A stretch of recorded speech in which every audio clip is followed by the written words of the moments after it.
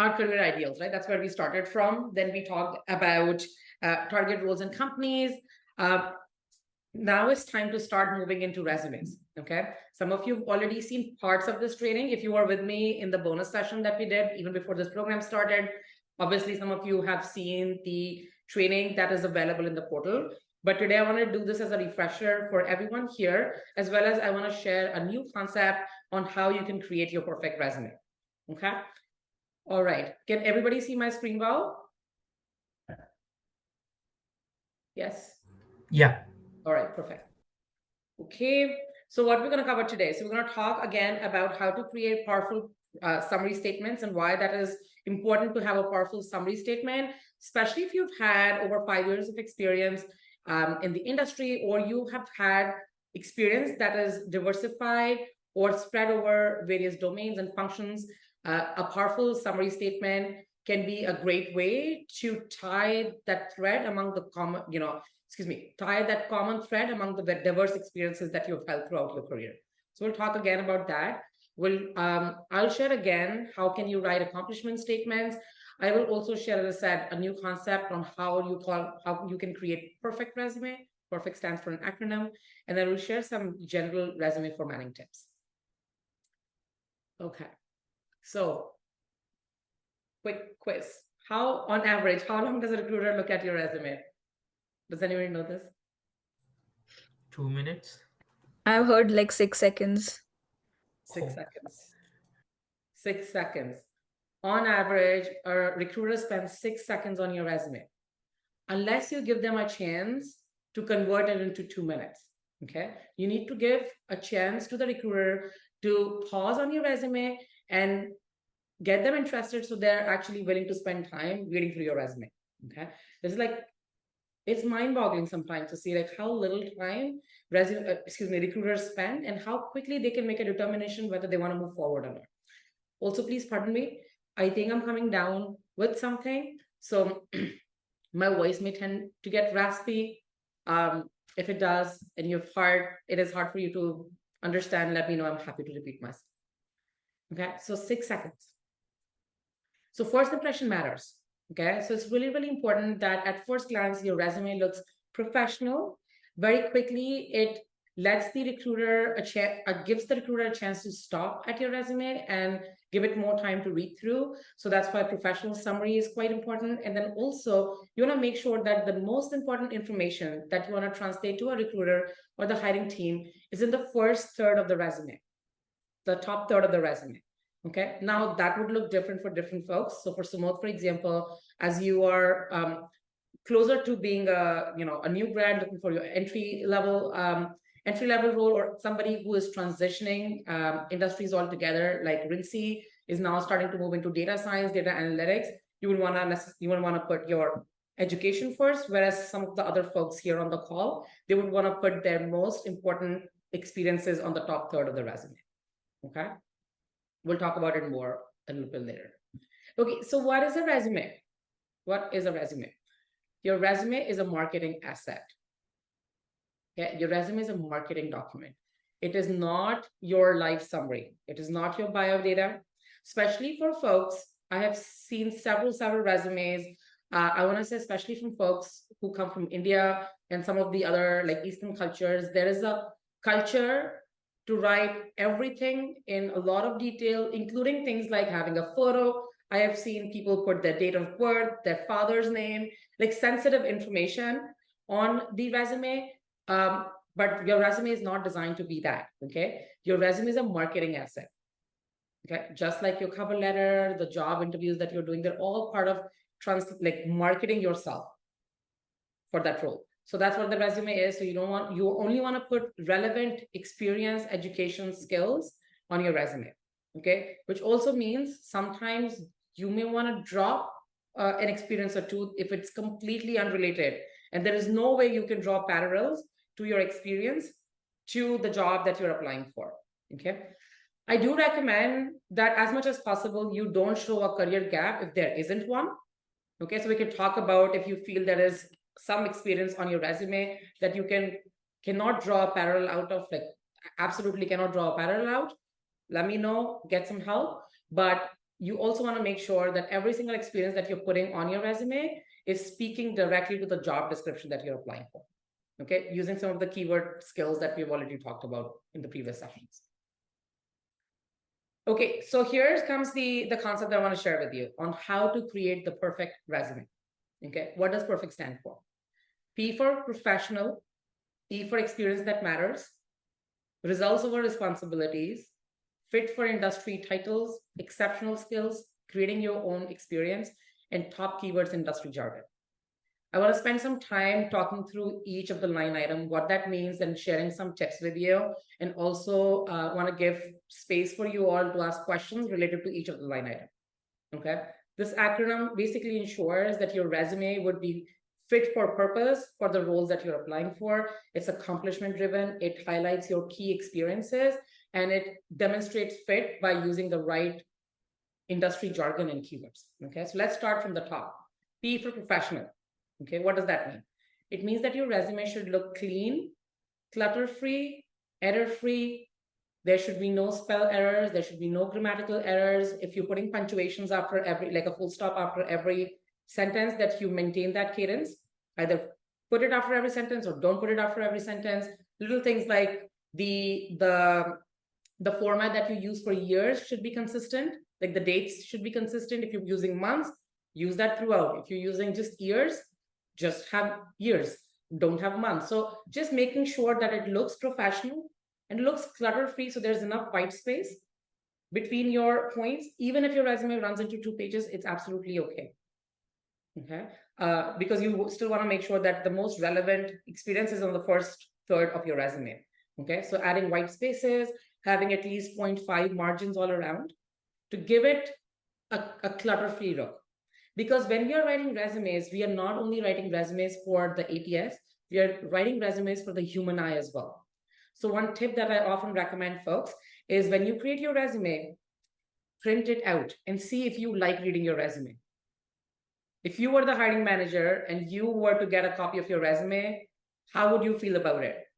Okay, sometimes you would find that if your margins are too tight in an effort to cram everything in one page, it will feel very difficult to read. Okay, I've often seen also people use too much bold. Like every sentence has like 2-3 areas that are bold. Okay, so you want to kind of stay away from that too, and instead make this visually appealing by adding white spaces. Okay, so a tip that I cannot stress enough is proofread some more, then give it to a friend to proofread, because after you've read it 3 times, you're going to gloss over all of your spelling errors. Then send it to the Slack group for a second eye. Netra will have a look at it. I will have a look at it. So proofread. Put it through the the Word spell check. Put it through Grammarly. Grammarly is a fantastic tool. Okay, for those of you who have not used it, fantastic tool to make sure that your text is grammatically correct. His spellings are all good. It's proofread. Okay. So that's what it means by professional. Questions on this? This one's fairly easy, but any questions?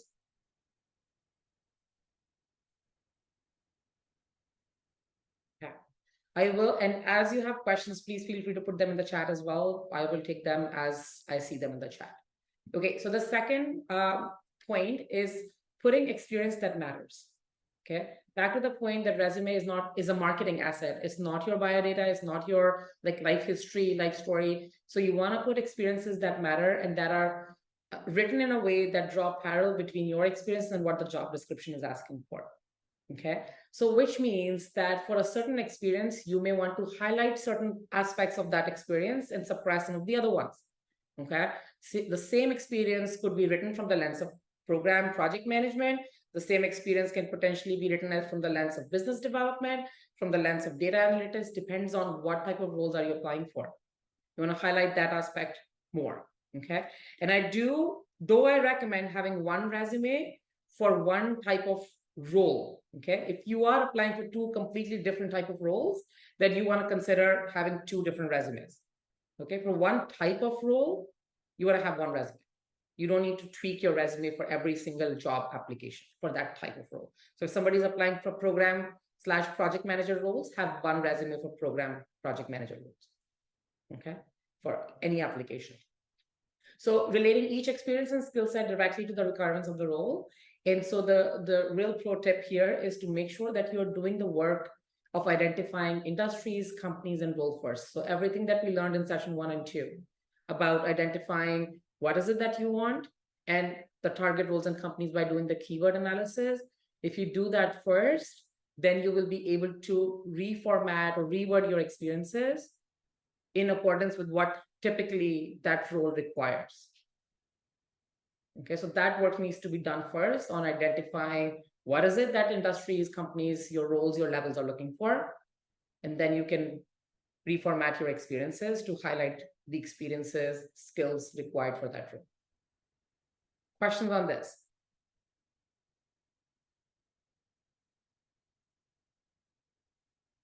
Yeah, Richa, I have a question on this. So you mentioned to add experience that really speaks to the role. And now I started my career as an intern. And of course, that was a very different kind of internship. It was a development internship. I never really pursued my career in Yeah, I development. won't worry so much about internship. Your experience, internship was like 10 years ago. Yeah. So just like write 2 lines about the internship. Okay. Think about the recent last 2-3 roles.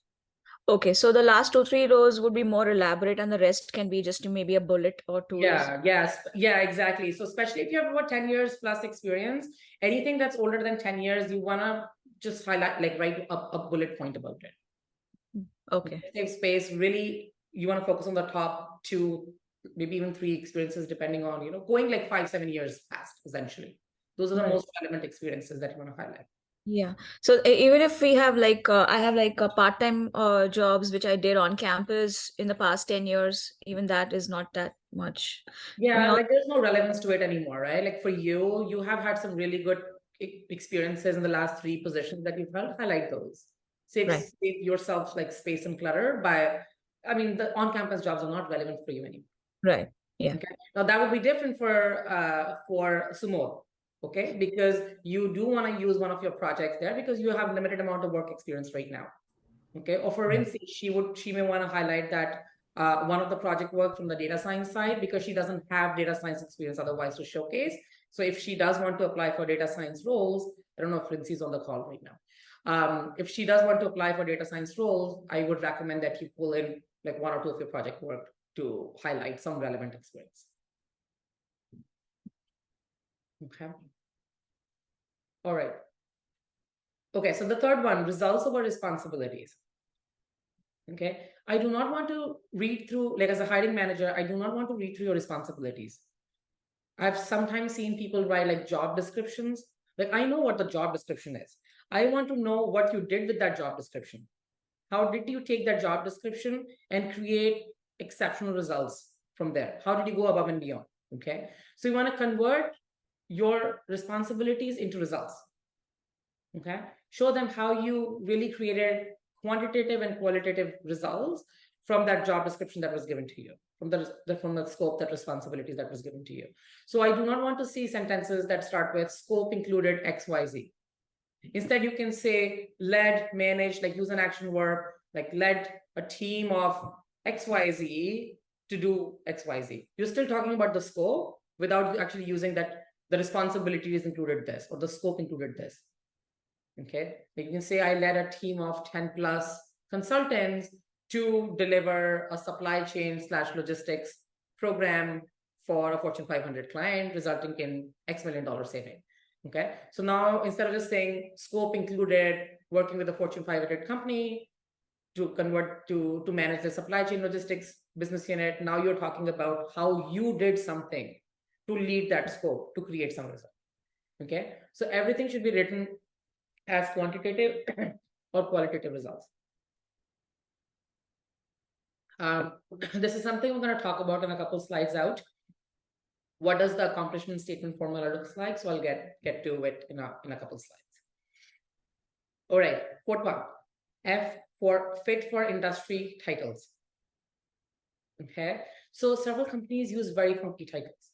So some examples here: customer success guru, transition manager for program project. Like this was a common one, right? It doesn't look very this doesn't look very, this looks like normal. It doesn't look sneaky, okay? But it's like a sneaky way to get yourself out of the game for program project management roles. Oftentimes written as transition manager, but nobody's searching for transition managers. Okay, as a recruiter, I'm searching for project manager, I'm searching for program manager, I may be searching for PMO, head of PMO, PMO lead, right? And so making sure that you are using titles that are acceptable in your industry. So happiness champion, like I've seen that as well. For a HR, HR leader, DEI leader, happiness champion. So you want to stay away from the titles that are given to you at the company, but may not be the industry acceptable titles. So it is okay on your resume to use industry acceptable titles. Another example I want to share with you, project managers in, for example, oil and gas, financial sector, pharmaceutical, like whoever is called project manager is called a program manager in tech. Okay, nobody's searching project manager, but in tech, they're searching for program managers.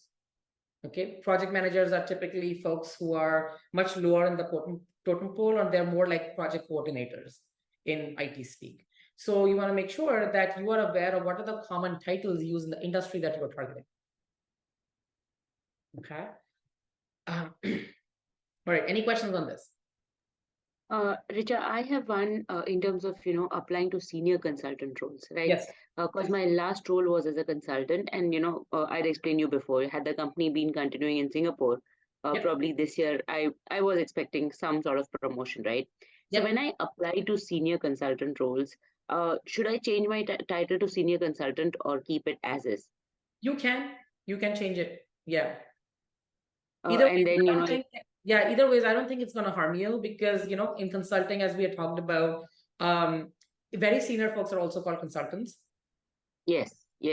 So I Yeah. don't think you're at a disadvantage either ways, and you can change it to senior Okay. consultant if you would like to. Okay, and then if something progresses and they come back and ask that were you actually working as a senior consultant or something on that lines, right? So I can explain them my case, right? Yeah, you can always say like leading a team of XYZ consultants to do XYZ. Okay, Yeah. got it. Yeah. Thanks. So if you've done that scope and that responsibility, use the title. So never go into I would never recommend you to go and cross the line of truth. Yeah, yeah. But I would always recommend you to align your title to the level, scope, and responsibility that you manage. Okay. Got it. Yep.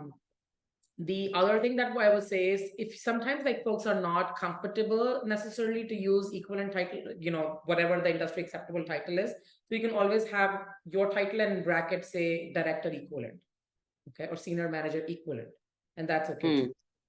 So that's another way to just add that keyword back to your resume. Okay. Yeah. Okay. All right. So E for exceptional skills. Okay, so remember, this is going back to our 4 type of transferable skills. Remembering that we have different type of transferable skills, not just functional. We also have domain skills, which is our industry experience. We also have technical skills, which is typically our software tool experience, and leadership skills, typically when we have managed a team. Okay, so thinking through like all 4 types of transferable skills and listing them, making sure as many keywords as possible we can include organically throughout our resume that spans the 4 type of transferable skills. Okay, and an easy way to do that is I recommend having a skills highlight section. Because many of you have seen that where you would just separate your key skills by delimiter, and the same thing you can do on your LinkedIn as well. Okay, and the other good way is to just have a skill section at the bottom where you list all of your technical skills. Okay. I do recommend, there's not a lot of point adding some of the very softer leadership type skills. Leadership skills are best highlighted by talking about the team size and the budget or P&L size that you manage. Okay, so the skills highlight section is more relevant for your technical skills as well as your functional skills. Okay. All right. C, very important, creating your own experience. Okay. Sometimes you would have a skills gap that you need to bridge. So thinking about how can you create your own experience to fill gaps in some table stakes skills that are required. And most often I see that when people are trying to jump from individual contributor to leadership roles, their first time people manager roles. Okay. So simply because you have not formally managed a team doesn't mean that you don't have leadership skills or you cannot manage teams before. Thinking like really extending your creativity muscles here and thinking through, have you led cross-functional teams? Have you been a team leader, like a tech lead, like tech lead, a lead, the in between the manager position and the IC, sometimes there's that lead position. So have you been like a tech lead of sorts, or just a lead of sorts instead of directly jumping to a manager? Even that's leading teams. Okay. Have you been in a leadership role in some sort of like a ERG or other large organization, even outside of your work? If not, can you be in positions where you get exposure to leadership skills, leadership of managing people, potentially projects, budgets, right? How can you create your own skills? Thinking here also about, can you take a course? Can you take a project-based, cohort-based course that allows you and gives exposure to you to some like industry work that you can then bring on as projects or experience on your resume? Similar to what data, like some of the examples that we have around data science or data analytics projects done as part of a cohort-based training that's taken. Can you start your own little company on something? So an example would be Alexis has her own company, and maybe if there was a skill that was missing from her portfolio, can she showcase that through her company that she has started? Okay, there are so many no-cost, low-cost ways nowadays to create your own experience. Okay, all it takes a little foresight, a little fortitude, and you can create your own experience. Okay, if you are working and you think there is a gap between the skills that are required to, like table stakes skills that are required to jump to our next role, can you ask for opportunities at your current workplace to be involved in with like a certain percentage of your time in a certain project, so that you get exposure to building that skill set? Okay, so some ideas: take an online course, do some pro bono advisory work, do some board work, start a one-person business, ask your manager to get you involved in some sort of a like side project that gives you exposure to certain skills. There's many ways to be creative in creating your own experience if you do have a need to fill in the gaps in table stakes skills. Okay. And then finally, T for top, keywords and industry jargon. Okay, so ensuring that we are demonstrating fit with that particular industry, the type of role, by including some industry specific jargon, so that it shouldn't be the case that I take your resume, I replace out your name and I put my name. It shouldn't look just the same. Okay, this is your experience, this is your results. Okay, so make it industry specific, role specific by adding some industry jargon. Simple example that I shared with you all before was client versus customer. Which industries use client versus customer? Okay, even that little speak will help showcase quickly that this person understands the business.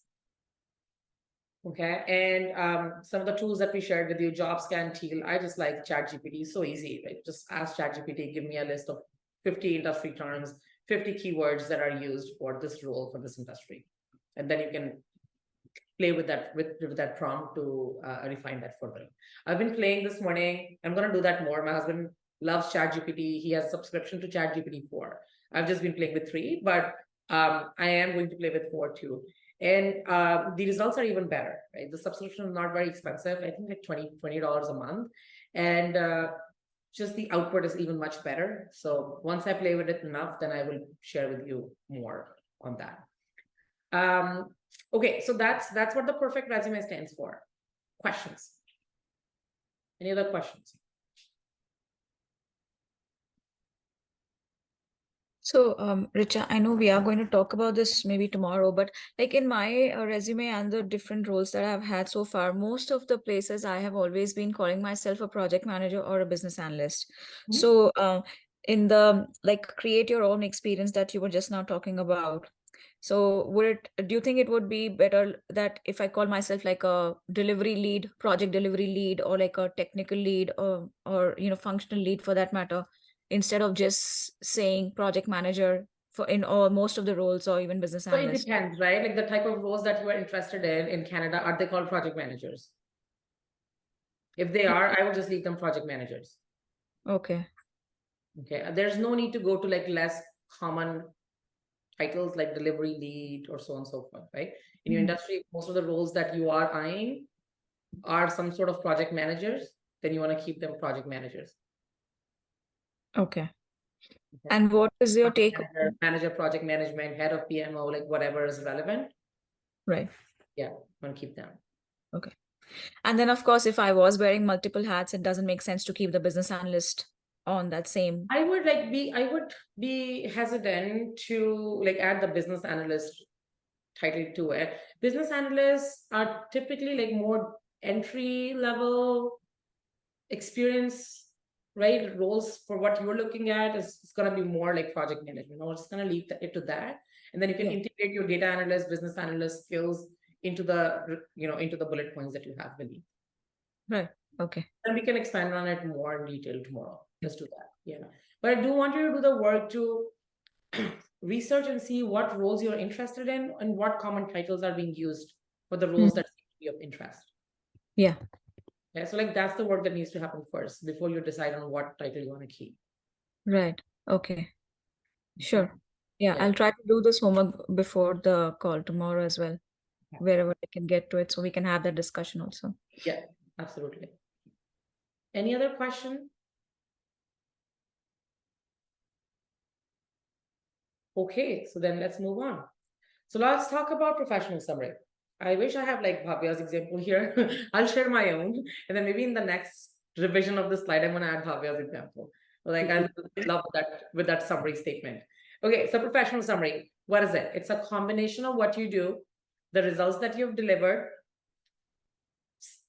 3 to 5 hard and soft skills, and relevant. I always like to add a little personality, so you can end with a relevant, like a line about relevant passions. Okay, so what you do in terms of very quickly, somebody looking at your resume should be able to say, okay, this person has had experience working in these type of industries and these type of functions. Okay, they have high level delivered this level of scope. That's the breadth of their scope that they're delivering. That's the depth. Okay, just on a very high level, 30,000 foot view. Okay, they delivered that scope by leveraging 3 or 4 of their key skills, and then this is what this person is passionate about outside of work as well. Okay, what that may look like. So I'll share my example, kind of breaking it down. A skilled executive. So this is what I had when I applied for Amazon. A skilled executive with demonstrated 10 years of experience in corporate strategy, program management, product management, business operations in the energy and tech industry. Actually, I apologize. This is what the professional summary looked like after I had joined Amazon. So it did have the technology industries. But what I do, very high level, it says I have 10 years of overall experience. Then it talks about what industries, the energy tech industry, what functional expertise is these 3, 4 areas. Okay. And then I talk about my top hard and soft skills. So then I talk about analytical rigor, data-driven methodology, stakeholder management, complex decision making, and stakeholder senior executive communication. Okay, program management summaries tend to be a little bit softer, so that's why you see a lot of soft terms here. Okay, which may look different from somebody who is a financial sector SME or a marketing SME or even a data analyst and so on, right? So this may look different for you. Just note that because it's program management, my experience is mostly soft, so that's why you see many soft skills here. But I do get tactical here by talking about some, like giving the level of scope that I've managed, right? So here now talk about I've led multi-million-dollar programs, led budgets of X size, teams of X size. Okay, so very quickly, somebody can clearly see that I've managed cross-functional global teams. So I'm a team leader. Okay, and then I always like to end with this. Like I am a passionate advocate of DEI, and if there is something else that's super close to your heart, you can always put that to add a little personality. Okay, so that would be an example. In this, taking Bhavya's example again, she also talked about how our experience spans over multiple geographies. And so if that's something that's relevant and applicable to you, you can also say that, led cross-functional teams across APAC, Namer, Amer, XYZ. Okay. But that's the purpose of the professional summary. High level bird's eye view of the scope, the depth and the breadth of the scope that you managed and how. Okay. Any questions on this one?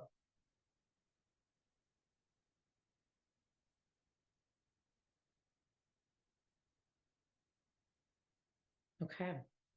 Now you've seen that a couple different times already. You've seen a few different examples. As you do work on your resumes, as you share that on the Slack portal, we'll be able to give feedback as well. All right, let's talk about accomplishment statements. So accomplishment statements are bullet points listed under each experience on your resume, and they describe the actions that you took, but more importantly, the results that came out of it. Okay, so I recommend a simple 3-part formula. Action word, what you did, and a quantitative or qualitative result. Not every bullet point needs to have a quantitative result. It will also just look super stuffy. Something that we do have just qualitative impact, so it's okay to have a good mix of qualitative and quantitative impact. If I were to put like a formula on it, I would say keep your resume about 75% quantitative impact and 25% qualitative. Okay. So I want to talk a little bit about the structure before showing you some examples. So what are action verbs? Action verbs are essentially these power words, and in the portal, they are actually under the heading called power words. There's a worksheet I've put there, which is about like 300 power words. And essentially these are words that shows how you've taken a lead, how you've taken an initiative, how you took ownership, okay, of certain work that you did. So like these powerful words, which are essentially converting your scope and responsibility into a result. Okay, so led, collaborated, designed, developed, managed, spearheaded, orchestrated, like there's many others that you can use. There's like powerful words that add weight to your bullet point. Okay, that's all they are. Then a quick phrase about what you did. Okay, and then the result that you created. So I want to talk about result because this is where I find lots of people struggle with. Okay, so thinking about everything that somebody is doing on the job, okay, has to lead to a benefit for the organization. Okay, there could be 2 types of benefits, right? There could be a business benefit, and there are also sometimes software benefits. So I want to focus on business benefits. Like everything that somebody does will lead ultimately to a business benefit, right? Which means adding profits. Like primary motive of a business is to make profits. Okay, they make profits in a socially conscious way, which is great. You know, if a business does that, but a business cannot be a business unless they make profit.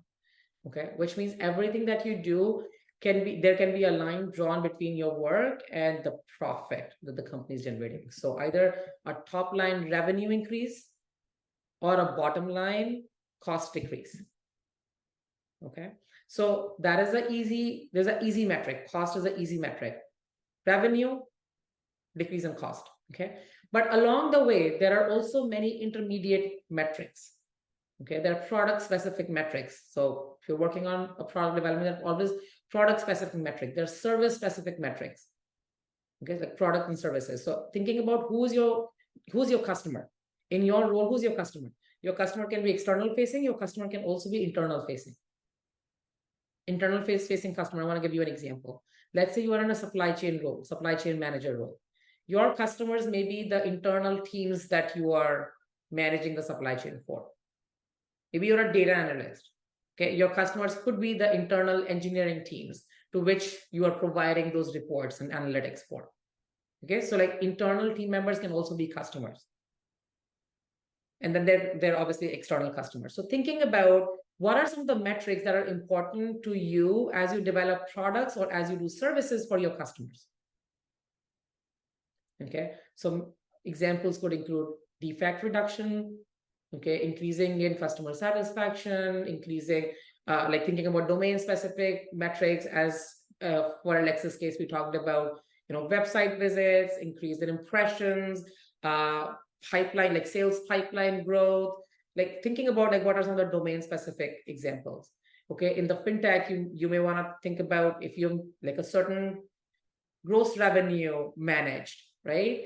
For a financial, I'm thinking about like a fintech SaaS company, gross revenue managed, or error reporting, like error percentage decrease in reporting, or thinking about like other domain specific metrics that may be relevant to the products that you're delivering or the services that you're delivering to your customers.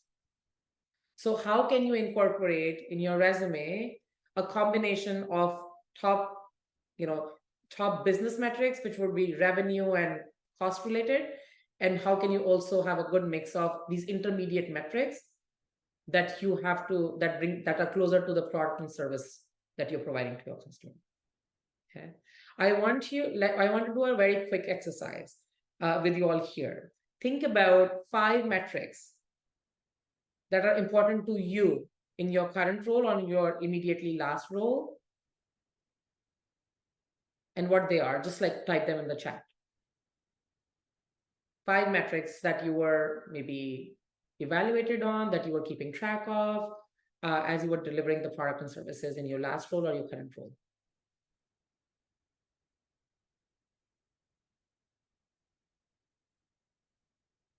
Put them in the chat and the feedback.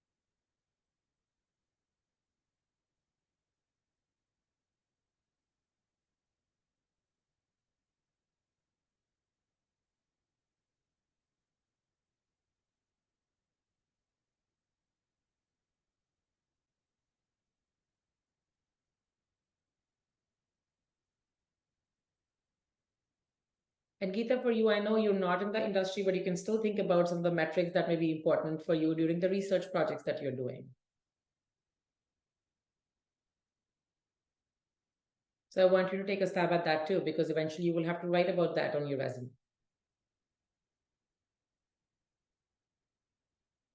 So let's take a stab. Put five metrics.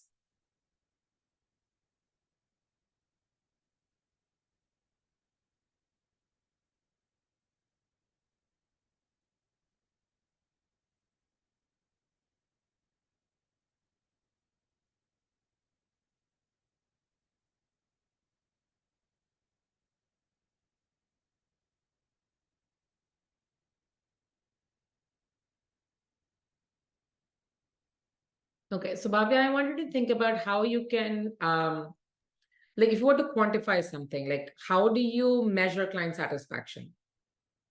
Yeah, if the client comes back, or we have additional project sale for the same client. So yeah, it sort of is a continuous thing, like client retention, or they come back for another project.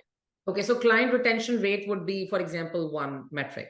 Okay, so don't just say client retention, but how do you measure client retention? So is it client retention rate, or is it refund request rate, right? Sales pipeline value.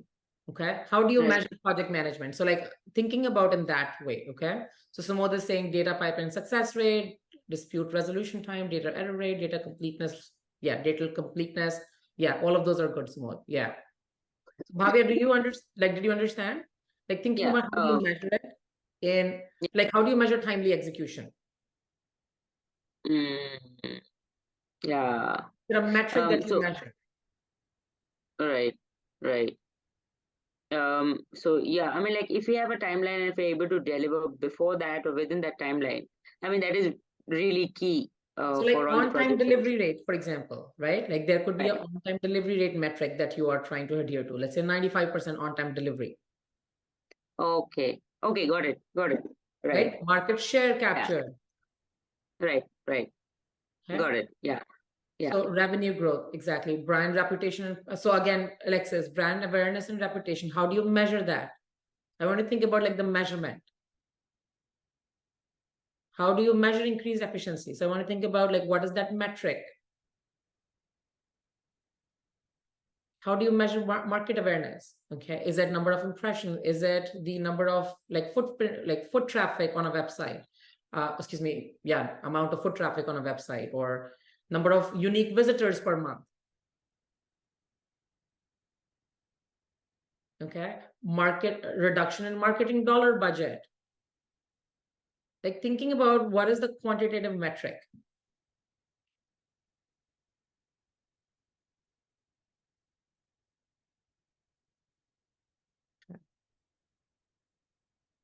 So have it go.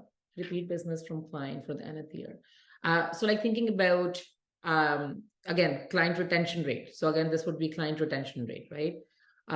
There would be a revenue growth. That would be another one. So instead of saying 3x the revenue from a repeat client, yes, that's like that would be a result, but what's the metric here? Metric is the revenue growth, right? How do you quantify 2 new logos to the portfolio? What does that mean? Is it good? Is it bad? Is it like, what is it, right? I don't know, adding 2 new logos, how good or not it is, right? So what's the metric that you're measuring? It's like churn rate. Churn rate or Yeah, net retention rate, net growth, right? Like churn rate, like all of those. So thinking about, again, quantitative metrics that you're measuring. Right. Yeah, percentage reduction in manual component. So the last one, like thinking about like what's the metric here? Like how do you measure better decision making? How do you know you're making better decisions? Okay. Okay. You guys get it? Do you guys understand kind of what I'm getting to? Like really thinking about in business speak, like what are the metrics? How am I measuring success? Okay, how do I know like adding 2 new logos to the portfolio is good or bad or what? And then you can report it as a percentage, or some metrics will be reported as a percentage, some metrics will be reported as absolute. And then thinking about, does the absolute make sense? Is the absolute, maybe the number is big enough where you have a $50 million impact, then the absolute may make sense, right? But if you only had like a $2 million impact, then would it be better to report a percentage change? Okay, but really getting into the habit of talking about metrics and like measurements. So SLA improvement, maybe for somebody who's in tech, they are reducing the latency of something like a system that they have created, or again, defect rate reduction, or market shares is expanding, so like thinking really about what metrics help you measure success in, okay? All right, any questions on that one? Yeah, cost saving. So again, thinking about increased social engagement, how do you measure that? How do you measure social engagement? Okay. How do you measure social reach? Okay. Online ratings, maybe one. So, or percentage improvement in online ratings, that's one. Cost savings is absolutely one. The other one, but thinking about how do you measure online reach, social reach, okay? And then quantify, putting that metric, and then quantifying it, okay? Very good, thank you all. All right, so let's move forward. We have 10 minutes. I want to cover a couple of other things. So some examples of accomplishment statement you've seen, we kind of talk about them, so I'm not go through it in detail. But I'll talk maybe just about the second one here, because this is relevant to Simone. So building analytical dashboards to enable data-driven decision-making, improving return on investment, operational efficiency by 10%. So you can see like the built is your action word or power word. Power word, what you did was built dashboard, or what you did, what this person did as an example, they built dashboards to enable decision making. And then this particular example gives both quantitative and qualitative results in terms of improving return on investment and increasing efficiency by 10%. Okay. Now, efficiency can be a synonym for productivity. Okay. So that's something for you to think about. And then also, as long as you can justify it, if you were to explain this into an interview, can you talk about how does the operational efficiency increase by 10%? Okay. I may want to justify that as a headcount by 10%, so productivity increased by 10%, and so does operational efficiency. Maybe the time to bring something to market decreased by 10%, and that that you quantify it as operational efficiency. So thinking about like whatever you put as the result on your resume, you should be able to justify that through storytelling as well. Okay, but that would be an example. All right, so last couple of things, I want to talk about some quick tips for formatting. I've covered a few of them already, but making sure that your font size is no smaller than 10.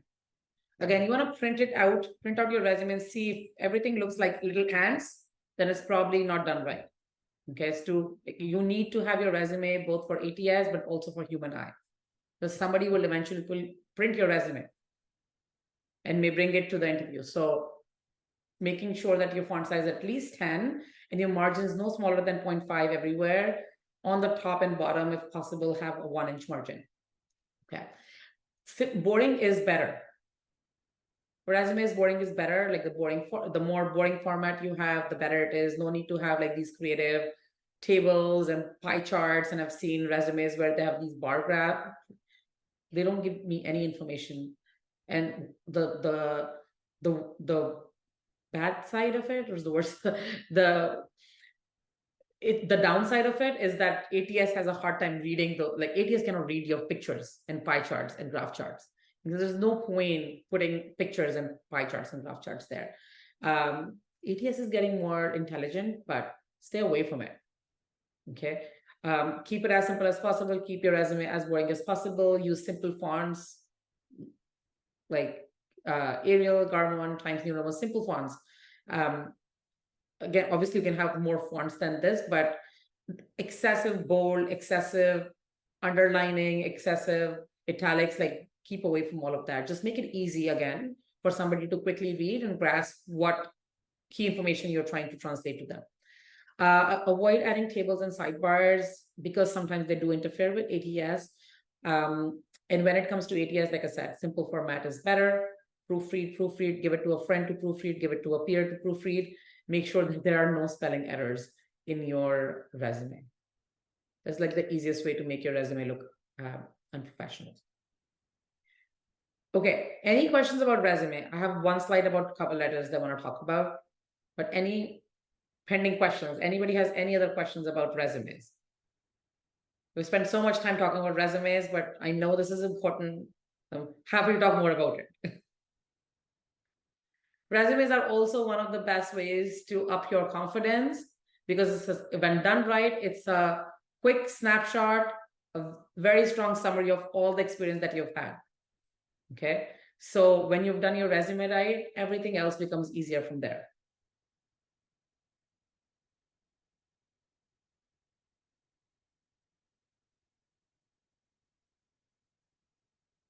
For those of you whose resumes are already done, you need to move quickly on to the next step, which is apply, network apply. Okay. All right, let's talk about cover letters. So lots of debate that's been going on nowadays whether cover letter is actually really required. Does anybody read cover letter? What's the point of the cover letter? Like it takes so much work, like all of those questions are going on. Here's kind of my take on cover letters. The email body that you write to somebody or the informal chat invite or the message that you send out to the recruiter or hiring manager on LinkedIn or the referral note that you send out are really all alternate versions of a cover letter. They're smaller little versions of the cover letter. Okay, so a cover letter, there may not be necessarily a need to write like these detailed page-long cover letters anymore, even though I have provided a sample. Okay, I do recommend that you have at least one version created.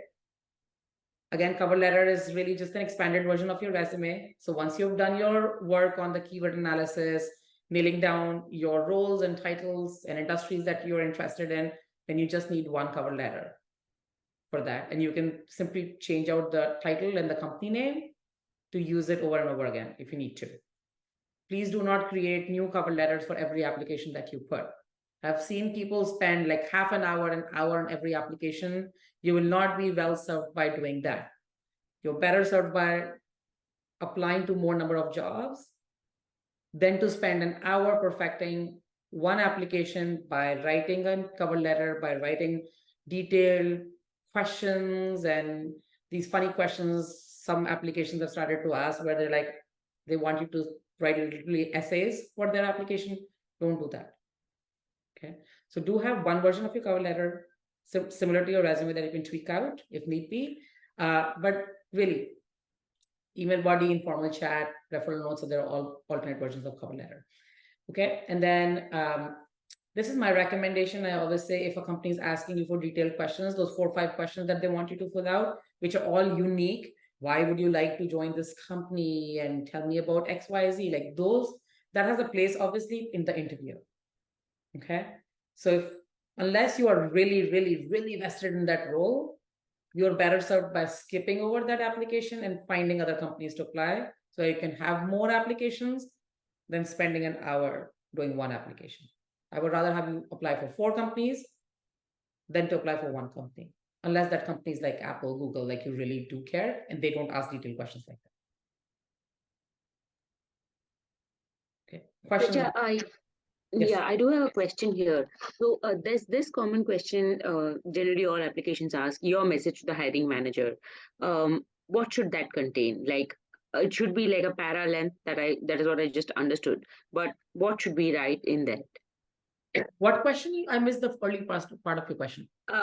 Your message to the hiring manager or anything you would want to mention to the hiring manager. I don't put anything honestly, but you can put a quick note, write a quick note that you can then recycle as your note for referrals or informal chat. And you can put that on. I honestly don't put anything. I've never put anything there. Oh, okay. I mean, would you suggest to not put anything and just apply or, rather put something? I would put one paragraph. I would rather have you not edit out that paragraph every single time. I would rather, if you want to put, like, have one paragraph and then just save it somewhere so that you can copy paste that every time. Yeah. So one paragraph, I mean, showing how my experience matches to the job description or to the role and why would I want to join that company, right? You can take your professional summary, you can recycle it. Okay. I am a professional in this. Then you can add 2 lines about I am looking forward to discussing my application and the fit for this role. Right. I'm looking forward to the job. You just recycle your professional summary. Okay. Yep. That's helpful. Thank you, Richa. Professional summary is so great. You can recycle that for your referral notes. You can recycle that for your LinkedIn. You can recycle it for answer as well. I won't spend, and again, just save that common answer somewhere. Yes. Yeah, I do that. Yeah. See people write out answers. Like I've had clients where they wrote out answers. I do not want you to write answers. Yeah. Application. Again, yeah. I think I'm going to talk about in 2 sessions down, but I will mention it also. Follow the 80-20 rule as soon as your resume is done. The 80-20 rule stands for your resume should be an 80% match to the applications that you're making, to the jobs that you're applying for. Okay, it doesn't need to be 100% match. Right. Got it. 80% match to the jobs that you're like type of jobs that you're applying for, and you should be applying to 20 jobs a week if you're searching full time. Okay. It's a quantitative plus qualitative game. Okay. Yep. Because if you spend like 2 hours perfecting an application and you submit it, you don't know if it's going in the black hole. You don't know if that role is even active. You don't know if somebody is already been selected. You don't know if they're considering only internal employees. You don't know if it's frozen. Like there could be many, many things that are happening that are also outside of your control. Okay. So 80% match is enough to show that you are a good fit for that position. And instead spend the rest of your time actually making 20 applications a week if you're actively in the market. Got it. Makes sense. That is the 80-20 rule. I will keep coming back to it. I keep seeing people getting stuck because they spend way too much time on one application, or they spend way too much time searching for jobs, looking for jobs. Looking for jobs is not job search. Yeah. Okay. You gotta apply. Yep. Thanks. Okay. Yes. So that's all I had for today. Next steps, share on Slack the updated copy of your resume. At this point, now everybody should have a resume, like, within now and the next week. I want to see a copy of the resume from everyone if you are interested to share that with us for feedback. And that way, that's, that has the feedback, that is kind of all said and done. I completely understand if you're still like pretty early in your process, right? But if you're actively searching right now, I would like to see a copy of your resume if you want some feedback from me, okay? Because then we're going to start getting into the interviewing process and so on. Any questions? Any other questions?